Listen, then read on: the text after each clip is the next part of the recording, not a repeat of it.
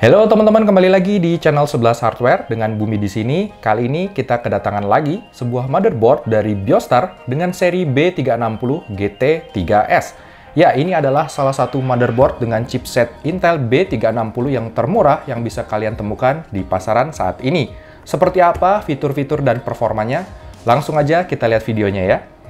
Tadinya saya pengen mereview si Mobo Biostar chipset H310M karena selain harganya murah, Mobo tersebut cocok ditandemkan dengan prosesor Intel Pentium G5400 punya saya ini. Tapi setelah saya lihat-lihat, ternyata Mobo Biostar B360 GT3S ini harganya nggak beda jauh, yang berada di kisaran Rp1.460.000. Ya, Mobo dengan chipset Intel B360 merupakan chipset kelas menengah yang dikeluarkan oleh Intel untuk ditandemkan dengan prosesor Intel Core generasi ke-8 yakni Kaby Lake. Oh ya, perlu kalian ingat, walau sama-sama menggunakan soket LGA1151, namun Mobo ini tidak dapat digunakan di prosesornya Intel seri Kaby Lake dan Skylake ya, hanya generasi Kaby Lake saja, paling tidak untuk saat ini. Oke, kita mulai dari unboxingnya saja dulu ya. Bisa kita lihat teman-teman, pada box depannya ini ada logo R atau singkatan dari racing yang nyala-nyala. Artinya, Mobo ini sudah support untuk nyala-nyala RGB. Di dalamnya terdapat Mobonya itu sendiri, 4 buah kabel SATA, kartu garansi, buku panduan dan CD driver, dan yang terakhir adalah cover back panelnya. Mobo Biostar B360 GT3S ini menggunakan form factor Micro ATX. Oh ya, Biostar juga menyediakan yang versi ATX-nya di serinya B360 GT5S dengan harga yang sedikit lebih tinggi. Kemudian kita bisa lihat desainnya ini berwarna hitam dibantu dengan aksen-aksen silver pada bagian permukaannya.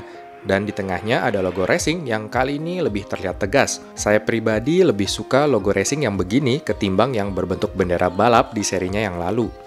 Di bagian atas terdapat 7 power paste dan bagian VRM-nya diberikan heatsink yang berwarna hitam. Lalu ada 8 pin IPS power connector dan ada header untuk fan CPU dan casing.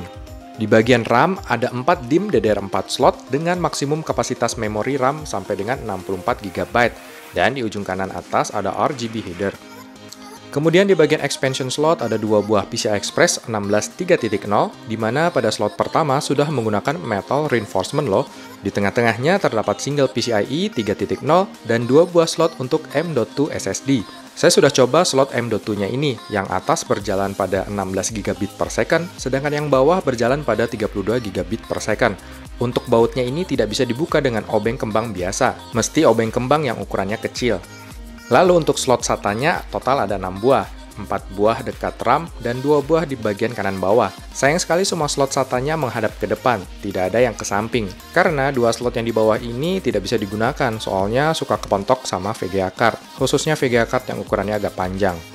Di sektor audio, seperti biasa, Biostar menggunakan fitur Biostar Hi-Fi Audio dengan audio codec Realtek ALC1150. Di bawahnya juga terdapat fitur Dual BIOS untuk backup seandainya terjadi resiko gagal BIOS. Kemudian pada I/O belakangnya terdapat 1 buah PS2 port, 2 buah USB 2.0, 1 buah port VGA, 1 buah port DVI, 1 buah port HDMI, 1 buah USB 3.1 Gen 2, 1 buah USB Type-C, 1 buah LAN port, 2 buah USB 3.1 Gen 1, dan 6 buah audio jack.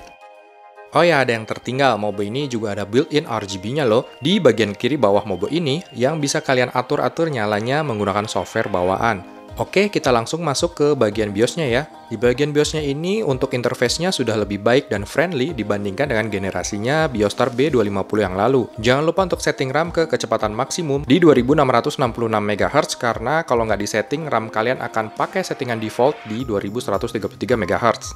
Pada pengetesan ini, kami menggunakan prosesor Intel Pentium G5400, 16 GB RAM DDR4 Patriot Viper, dan untuk VGA-nya kami sengaja mengandalkan GPU bawaan Pentium G5400 ini, yaitu Intel UHD610. GPU ini sudah lebih baik dibandingkan dengan GPU internalnya Pentium G4560. Oh ya, pada video ini sekalian saya kasih lihat juga sekilas performanya Intel Pentium G5400 ya. Walau sebenarnya saya agak kurang antusias mengetes Intel Pentium terbaru dari Kaby Lake ini. Karena di kubu lawan sudah ada Ryzen 3 2200G yang menawarkan performa dan harga yang sangat menarik.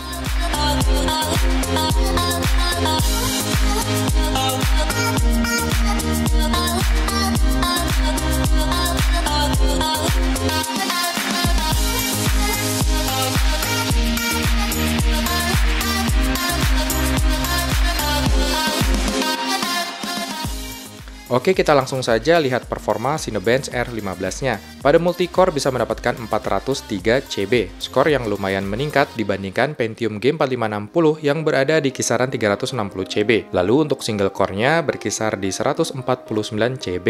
Kemudian kita tengok bagaimana performa GPU internal dari Pentium G5400 ini.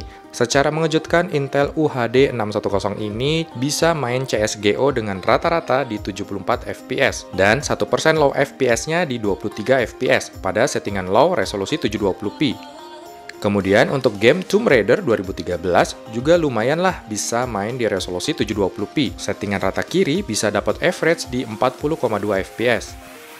Oh ya, setelah bermain Tomb Raider selama lebih dari sejam, saya coba ukur suhunya di bagian sekitaran VRM, dan Mobo ini tampaknya cukup baik dalam menjaga panas. Oke teman-teman, Mobo Biostar B360 GT3S ini bisa jadi alternatif bagi kalian yang ingin merakit PC dengan platform Intel Coffee Lake non-K.